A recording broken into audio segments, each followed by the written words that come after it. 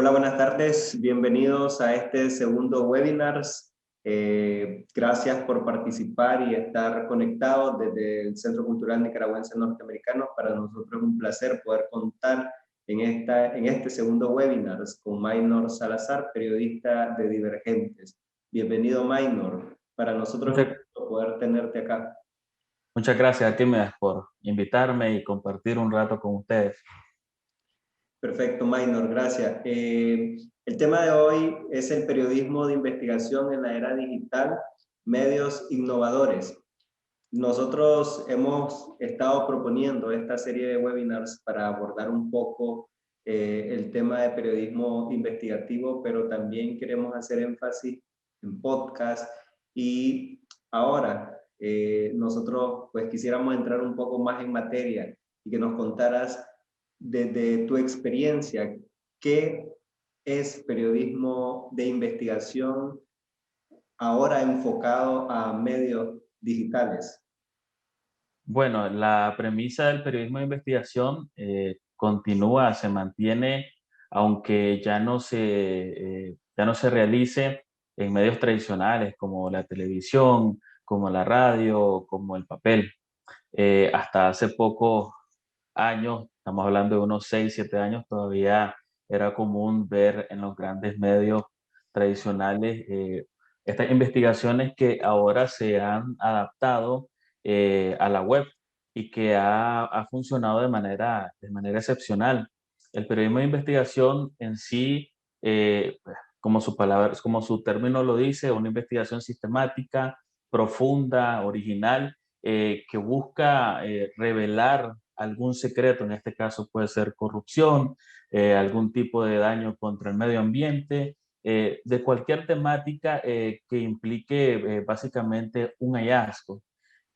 Ahora, en esta nueva etapa que contamos con Internet, con muchas herramientas, el periodismo de investigación mantiene esta base, como te mencionaba, pero ha evolucionado al punto de que podemos, por ejemplo, incluir videos, podemos incluir infografías bastante animadas. Entonces, esto permite una mayor riqueza para el lector al momento de leer una investigación. Básicamente, en Divergente lo que nosotros tratamos es de que si bien la persona lea una historia, lea un hallazgo, también lo entienda a partir de todos estos elementos que conforman una pieza multimedia. Ok, gracias. Desde hace varios años yo era bastante lector del Faro, un medio digital bastante famoso en la región. Eh, yo partiendo de esa premisa, me gustaría tal vez que vos compartieras con la audiencia de qué manera de qué manera influye la forma en que nos informamos de manera digital. Sí, bueno, influye muchísimo dependiendo de lo que estemos leyendo y cómo lo comprendamos. Porque el ejemplo que mencionas del Faro, que son unos periodistas que tienen muchísima calidad, que tienen muchos años y que de hecho son el primer periódico digital de la región, que eso es muy válido mencionarlo, eh, te permite entender cómo a través de estos nuevos formatos, de estas nuevas herramientas, la gente también se puede informar. Y es precisamente la riqueza del Internet lo que te permite, por ejemplo, de que si no pudiste leer el periódico en la mañana, como antes se hacía, si no pudiste comprarlo, ahora vos podés llegar después del trabajo a tu casa y leer ese gran reportaje del cual se ha hablado en las redes sociales. Esto es una facilidad que te permite solo el Internet y que ahora es la nueva manera en cómo los lectores se están acostumbrando a esto. Ya por lo menos te olvidas de ese famoso cierre que tenías que hacer para al día siguiente tener en el periódico a las 4 de la mañana en la imprenta todo esto. Eso, por ejemplo, es algo que se está viviendo, que ayuda mucho incluso al periodismo porque son temas que continúan, que permanecen ahí y que el lector, si no le da tiempo de leerlo hoy, lo puede leer mañana o pasado, y además existe una retroalimentación, y la retroalimentación es bastante importante porque precisamente los periodistas hacemos historias, hacemos investigaciones para nuestros lectores, pero también es muy importante recibir la opinión de esos lectores, de esas personas que están consumiendo lo que vos escribís. Entonces, esa es otra forma en cómo la lectura se vuelve rica, porque si bien como lector yo estoy recibiendo algún tipo de información nueva, también puedo dar algún tipo de comentario, de crítica constructiva, que precisamente también es lo que hace el Faro, y nosotros a través de Divergente lo hacemos en nuestras redes sociales. Mencionabas algo importante, la comunicación de doble vía. Siempre tener retroalimentación de quienes te están leyendo, de quienes están interactuando con vos a través de las redes sociales. Casi siempre hablamos en las redes sociales de inmediatez. El periodismo investigativo no es inmediatez. Eh, ¿Cómo nos podés explicar vos esto a quienes tal vez creemos de que todo es de manera inmediata o todo lo queremos para allá? Fíjate que es muy importante lo que mencionas, porque si bien el periodismo de investigación no es inmediatez, se nutre precisamente de este tipo de notas que publican a diario los periódicos, los sitios que se dedican al breaking news. Te lo digo porque en mi caso, por ejemplo, a partir de pequeñas notas informativas que se han publicado en medios tradicionales, que han servido o que en este momento, o que han sido noticias, notas informativas que se publican de un día para el otro y que funcionan precisamente como esto de la inmediatez, el breaking, es que se parten y se tejen las grandes historias. A mí me ha sucedido que muchas veces hay algún detalle, alguna pista que me llama la atención y de la cual es como un hilo que vos vas jalando poco a poco hasta descubrir algo. Es importante la inmediatez porque eso te permite tener mayor dominio de la información, llevar a la población esto de que se quiere conocer, por ejemplo, de si se lanza algún tipo de iniciativa de ley hoy, si ocurre un gran incendio en una reserva protegida, pero también es importante comprender que no necesariamente para hacer periodismo de investigación tenés que estar haciendo periodismo de inmediatez, sino de que esto se vea como una relación entre uno y el otro. Por ejemplo, cuando ocurrió el incendio en Indio Maíz, muchos medios de comunicación en Nicaragua informaron de inmediato qué es lo que estaba pasando, dónde estaba avanzando el fuego, y otros medios que precisamente se dedican a los reportajes de investigación y de largo aliento, siguieron esta misma información, siguieron toda la cobertura de los medios que se dedican al breaking news, pero adoptaron otra postura de informarse y luego de que ocurrió todo, ir hasta el lugar y contar aquello que al breaking, que a la inmediatez no le dio tiempo. Por ejemplo, cuáles fueron esas comunidades indígenas que fueron afectadas, cuáles fueron ese grupo de animales que ya no existe y que se mudó, cuál fue el verdadero impacto del incendio. Detalles que eso los conseguís solo yendo al terreno y que no puedes tenerlo de un día para otro. Entonces, es una relación que existe entre la inmediatez y el periodismo de investigación. No necesitas hacer inmediatez para hacer periodismo de investigación, pero es algo que va de la mano, pues. O sea, yo creo que es una relación bastante estrecha que se tiene que entender como eso, pues. Gracias, Maynor. Entender la investigación como ese proceso es interesante, ¿verdad? Cómo ustedes, como periodistas, van trabajando en este proceso de investigación y entretejiendo historias con hechos. Me gustaría que tal vez nos compartieras desde tu punto de vista cuáles han sido esas plataformas más usadas para este fin, porque hablamos de medios innovadores, pero el periodismo de investigación en la era digital, ¿qué medios está utilizando? O podemos llamarle medios innovadores a las redes sociales para estar difundiendo este tipo de trabajo. Mira, yo creo que sí. En primer lugar, la mayor parte de los medios está utilizando plataformas como WordPress, por ejemplo, que sirven como plantillas para desarrollar un esquema, un formato de lo que vas a escribir y lo que vas a usar y cómo lo vas a presentar. Pero también las redes sociales, sin lugar a dudas, son herramientas importantísimas al momento de presentar tu trabajo final. Porque si bien es cierto, tenés una plataforma, tenés muchas herramientas digitales en tu sitio web que te ayudan a que el lector comprenda mejor lo que querés decir, pero el trabajo y la función de las redes sociales al final termina siendo importantísimo porque ahí donde vos publicás en un post, en un tweet, en una historia de Instagram, un enlace, un detalle de tu trabajo y luego se reproduce y se comparte muchas veces hasta que llega a tantos lectores.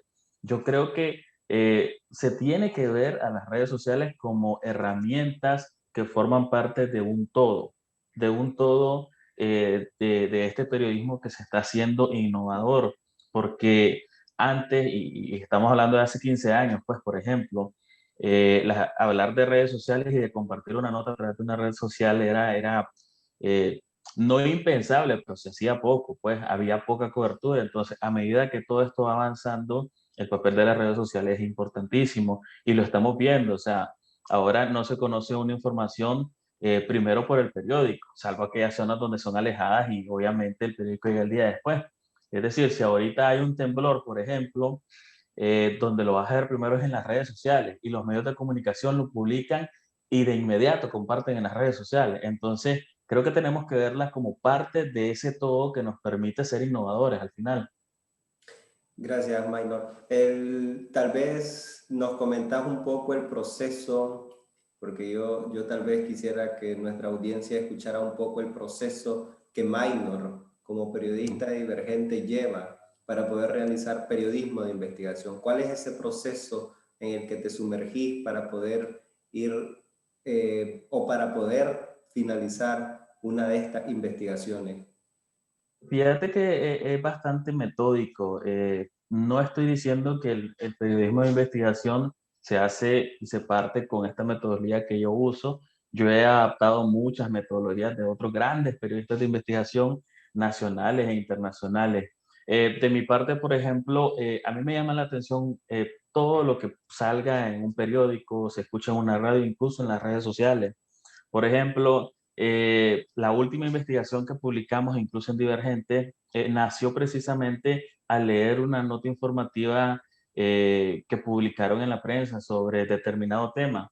Esa nota me ofreció muchos detalles, entonces lo que hice yo fue jalar esos detalles, escribirlos en un documento, en una libreta, y comenzar a hilvanar y comenzar a buscar otros detalles que me unieran esas piezas de rompecabezas, como le llamamos nosotros. Entonces, partir de ese hilo y luego seguir buscando, en este caso en la web, que ahora te ofrece muchísima información, otro tipo de piezas que fueran encajando. Y entonces va haciendo no una telaraña, sino un esquema que te va dando tantas directrices que tenés que llenar, que al final son hipótesis que tenés que llenar con esta información que tenés que recopilar. Entonces, básicamente yo hago eso, siempre hago un esquema grande y cuando, como dicen en el pueblo, cuando tenés los pelos de la mula en la mano, entonces, y ya tenés suficiente como para comenzar a arrancar, se hacen otras búsquedas que te permitan tener pruebas de que tu hipótesis es correcta. Básicamente es comenzar de una pista para luego hilar a través de otras búsquedas y luego formar o armar el muñeco, como decimos. También utilizo bases de datos en Excel porque es muy importante entender de que toda la información que existe las puedes transformar en datos. Es parte de todo, ocupar bases de datos, ocupar búsquedas de Internet, también recurrir a tus fuentes de información, porque muchas veces tenés un planteamiento que es válido, pero necesita un refuerzo de parte de un analista, de otra fuente que esté ahí y que se preocupe y que entienda del tema para que luego cuando vos lo escribas y se lo pase al editor e incluso se publique, también el lector lo pueda comprender. Gracias, Maynor. Algo importante que mencionaba es los hallazgos o la investigación que haces a través de sitios web o de diferentes herramientas que te puede brindar el Internet. ¿Cómo ustedes, como periodistas de investigación, hacen ese filtro de información en medio de tanto mar de documentación o información que nos podemos topar? Tal vez eso nos puede ayudar a la audiencia de cómo encontrar y en qué lugares poder ir e investigar cosas que tal vez nos interesan. A veces se comparten videos, cuando ahorita con estos huracanes, de casas que están derrumbándose y que de inmediato se distribuyen en WhatsApp y eso se hace una cadena inmensa. Entonces, tenés que venir con el video a través de los motores de búsqueda de Google, subirlo, buscarlo, para identificar si son ciertos o no. Entonces, es parte del mismo rastreo que uno hace, de la misma información que se publica y del mismo análisis que ya está en la web. O sea, parte de eso, de la astucia que tenga uno, de la disciplina también, de ponerte a buscar, a leer e ir descartando siempre opciones hasta encontrar que algo es legal. Gracias. Yo creo que eso es uno de los grandes retos que tienen ustedes para poder hacer periodismo de investigación. Pero yo tal vez te haría otra pregunta. ¿Qué otros retos tienen en este mundo digital para seguir trabajando, seguir desarrollándose ustedes en este mar de informaciones? Mira, el reto fundamental, o uno de los retos que tenemos, tiene que ver con irnos actualizando, porque la web es cambiante, el internet es cambiante. Hoy te ofrece una herramienta y mañana no la tenés, o simplemente una está desfasada o no. Y me remonto allá por el 2007, 2008, cuando estaban muy de moda los blogs, y se utilizaba Blogger, por ejemplo, que todavía está, pero que ahora ese tipo de plataformas no es que sean malas, sino que hay otras que son mejores, que han ido evolucionando. Entonces, creo que el principal reto tiene que ser siempre capacitarte de todo lo que va surgiendo. Por ejemplo, antes solamente mirabas un post en Facebook, ahora ese post lo puedes compartir en una entrada de tu sitio, de una noticia. Igual pasa con Twitter. Ahora, por ejemplo, está igual TikTok, que uno dice TikTok es para solo videos, que te da risa, pero no, también TikTok lo puedo utilizar para lanzar información, que es como han hecho muchos medios, o el mismo IGTV, que vos mirabas ahí que lo usan los influencers para promover X, Y, cosas, pero por ejemplo nosotros en Divergente lo estamos haciendo para promover una serie de entrevistas que estamos realizando ahora. Entonces, precisamente eso, eh, evolucionar junto con el Internet y no quedarte atrás, porque si no, este es un mundo donde existe la competencia, obviamente, y si bien somos medios de comunicación y todos tenemos un objetivo que es informar, siempre existe aquel tipo de favoritismo del lector de esta información me gusta más verla acá porque está mejor presentada que acá. O sea, antes hacíamos un ejemplo y no es lo mismo precisamente ver una entrevista a un actor de la política nicaragüense en Zoom que verla con una producción a 4 cámaras, por ejemplo, muy bien editada. Entonces, todo esto, lo convencional, también con la web, se tiene que ir de la mano y el periodismo y el periodista tiene que actualizarse siempre. Creo que ese es el principal reto y de eso parte mucho el éxito de que no solo el periodismo de investigación se siga leyendo, sino también el periodismo de largo aliento, el narrativo, que si bien al leerlo te transmite mucho, pero necesitas, por ejemplo, de elementos, fotografías, videos que te hagan más rico ese proceso de lectura. Perfecto, Maynor. Nosotros podemos visitar el sitio web de Divergentes y a través del sitio web de Divergente podemos encontrar bastante información, pero también, como ya lo mencionabas, nutrida de diferentes elementos gráficos, audiovisuales, y uno de estos elementos que siempre he resaltado, y ya lo hablábamos en nuestro primer webinar con Wilfredo, era el hecho de los podcasts. Entonces, ¿cómo los podcasts tal vez para vos desde el periodismo de investigación han venido a hacer un cambio o aportan a el trabajo de informar? Yo siempre he creído de que el periodismo de investigación tiene cabida con todo. O sea, el periodismo de investigación fusiona todos todas las formas en que se hace y en que se presenta algún tipo de información. Por ejemplo, nosotros hicimos un podcast hace unos meses sobre la pandemia. Es una investigación que está en un formato de podcast porque se pensó de esa forma para llegar a otro público. Si bien nuestra investigación también se publicó en nuestro sitio web y con todas las herramientas necesarias para una mejor comprensión, también se hizo en podcast precisamente para esto. Entonces, al final ves que estas herramientas de las cuales te estoy hablando, que te tienes que actualizar, que tenemos que ir de la mano, ayudan a que los periodistas sigamos navegando en esos terrenos que, por ejemplo, ahora la gente consume. O sea, hay un podcast que es muy famoso y es súper genial, que se los recomiendo desde Radio Ambulante, están en Spotify.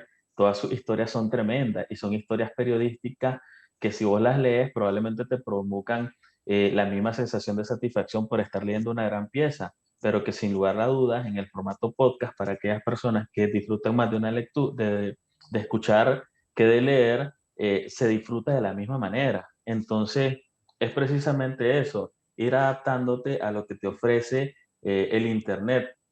Para mí el podcast vino a revolucionar la forma en cómo se hace periodismo. Particularmente me encanta muchísimo. Hay diferentes formas de hacerlo. Hay formas de hacerlo a través de entrevistas, hay formas de hacerlos narrados, hay formas de que solo sea una conversación, hay distintas formas y son distintos formatos que puedes hacer y con los cuales puedes llegar a las personas. Creo que definitivamente eh, es un paso más grande que se ha dado porque no es el típico programa de radio convencional, sino que es una nueva forma de contarle a la gente historias, de contarle a la gente periodismo de largo aliento, notas informativas, periodismo de investigación. Gracias, Maynor. Hay algo que siempre desde la academia nos lo dicen, tal vez ya vaya por otro rumbo yo, pero tal vez me gustaría que termináramos con eso y escuchar si querés sumar algo más.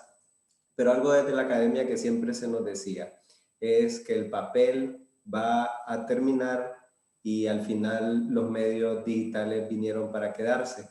Hay personas que todavía no creen o se rehúsan o tal vez tienen otro punto de vista, pero vos como periodista que también viene de un medio impreso, ahora hacer este cambio a una plataforma digital y estar desde una plataforma digital, ¿cómo te impacta o cuáles son tus comentarios sobre esto?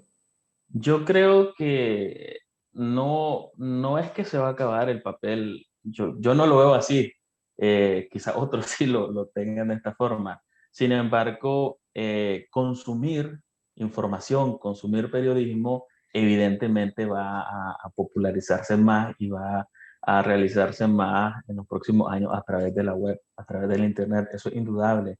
Sin embargo, yo creo que el papel no va a desaparecer porque va a evolucionar la forma en la que se hace el periodismo en papel. Ahorita tenemos un medio de circulación nacional que es la prensa, que desafortunadamente por la crisis, por todo lo que está ocurriendo, pues ha visto que se han reducido las páginas y otras cosas más. Pero creo que van a evolucionar cuando, por ejemplo, no haya la necesidad de seguir distribuyendo todo este tiraje porque, porque la población va a tener mayor acceso a Internet. Entonces, probablemente ya no se haga un periódico diario, estoy poniendo un ejemplo, sino que se publiquen los reportajes más interesantes. En Divergente nosotros tenemos varios proyectos y si bien nosotros, por ejemplo, no estamos saliendo diario o saliendo cada semana en un formato de boletín o un formato de tabloide impreso, creemos de que se puede recurrir a publicar las mejores investigaciones, que es como lo hace, por ejemplo, 5W, un medio en Europa que tiene corresponsales o colaboradores a lo largo y ancho del mundo y que estos colaboradores escriben grandes reportajes que se publican en su sitio web y lo que hace 5W al final es cada mes o cada 3 meses publicar los mejores reportajes que ellos pusieron en su web en una revista que tiene un tiraje un tanto reducido, pero